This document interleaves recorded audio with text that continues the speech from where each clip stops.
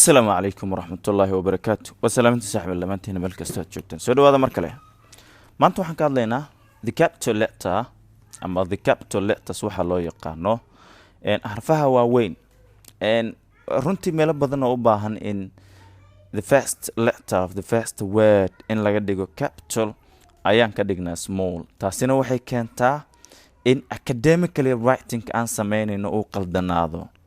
So this is the capital letter. Runtii capital letter waa part of grammar waa qayb ka mid ah naxwaha Ingiriiska waaye waan aad muhiim u tahay wax ka ogaatid. The capital letter is also called the big letter or uppercase letter or something just a capital. The capital letter ka waxa la yiraahdaa big letter xarf weyn laha ama uppercase and letter xarf oo uppercase ama nooca kor aada ah. Sometimes just a capital ama was a capital alla harf weyn alla. So this is ABC the caadiga ahayd. So I don't want to read now. Ma doonay inaan hadda akhriyo laakiin waxa waaye habkay u qoranto iska feeri markastoo aad taqaano handwriting rules ka sharciyada farta aad taqaano capital letters ka dhamaantood madaxley way koray aadaan hoos ma soo aadaan wax oo sadarka hoos ugu degayo dhan malaha dhamaantood sadarka kor ay soo wada taabanayaan. haddaba su'aal bal weydiin waxa lagu yiri when do you use a capital letter goormaad isticmaalaysaa capital letter goormaad isticmaalaysaa ama xaraf weyn goormaad isticmaalaysaa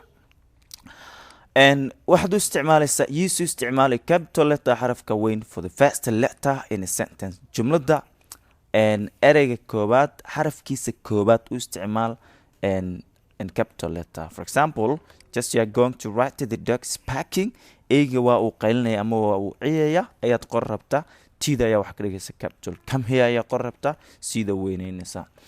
Always use a capital letter for the word I ereyga I la dhahayo oo aniga u taagan oo pronoun-ka ah haddii aad qorayso markasta capital waana ka dhigtaa.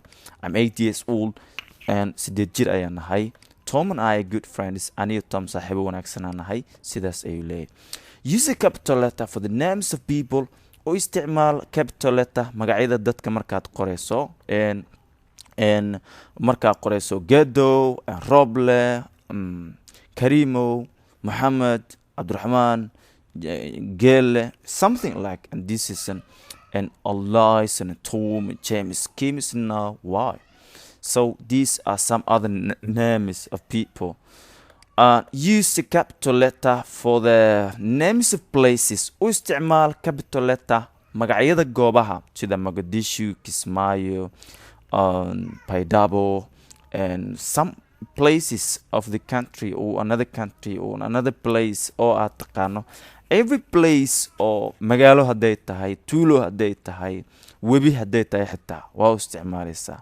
So here is the National Museum, Princes Zoo, Lantern, Sacramento. So National Museum waa matxafka qaranka inta kale waa magacyo London waa taqaana.